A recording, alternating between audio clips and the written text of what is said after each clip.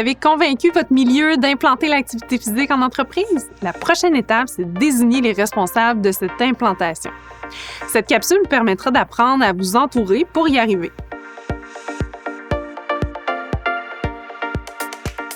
Pour mettre les choses en branle, une stratégie doit être bien établie. Et pour la déployer, vous aurez besoin de mettre en place une structure qui est solide.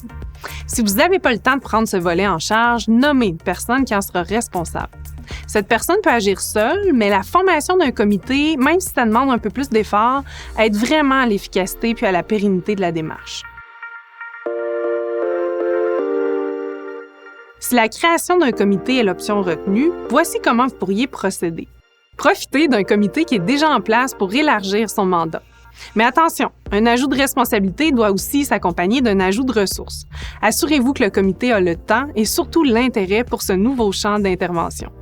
Recrutez d'abord les personnes crédibles et influentes dans votre milieu. Et ça, c'est les personnes qui connaissent vraiment les bénéfices de la pratique régulière d'activité physique et qui désirent en faire la promotion. Idéalement, pour faciliter le lien avec votre direction, un membre ou un représentant de la direction devrait participer au comité. Profitez de l'outil téléchargeable pour recruter des membres dans le comité. Vous trouverez cet outil-là dans la boîte à outils de la capsule. Lors de la formation du comité, pensez diversité. Assurez-vous que les membres aient des profils, des niveaux d'activité physique qui sont variés. Affichez vos couleurs grâce aux outils Actiz. Plusieurs outils ont d'ailleurs été créés pour aider les membres du comité Actiz à montrer leur fierté. Vous avez accès à des affiches, des blocs signatures, des fonds d'écran et aussi des bannières pour les médias sociaux. Vous retrouverez tous ces outils-là dans la boîte à outils de la capsule. La création d'un comité a de nombreux avantages. Notamment, ça permet de montrer le sérieux de votre démarche. Ça stimule la participation des employés dans le processus. Le comité a aussi pour effet de multiplier le nombre d'ambassadeurs pour faire la promotion de l'activité physique. Puis aussi, ça permet d'assurer une meilleure continuité de la démarche. Afin de bien accompagner la personne qui porte votre démarche, n'hésitez pas à recourir à des professionnels de l'activité physique pour assurer la qualité et la pérennité de votre projet. Ces professionnels-là, ça peut être des kinésiologues, mais aussi des intervenants, des animateurs, des organisateurs. Leurs connaissances en promotion des saines habitudes de vie font d'eux vraiment des alliés incontournables. Ils pourront vous accompagner à travers les différentes étapes d'une démarche qui est structurée. Par exemple, les kinésiologues peuvent vous soutenir pour engager la direction, mettre sur pied un comité santé-mieux-être. Ils peuvent aussi évaluer les besoins et les intérêts du groupe employé, puis finalement vous aider à choisir les bonnes interventions en fonction de vos besoins.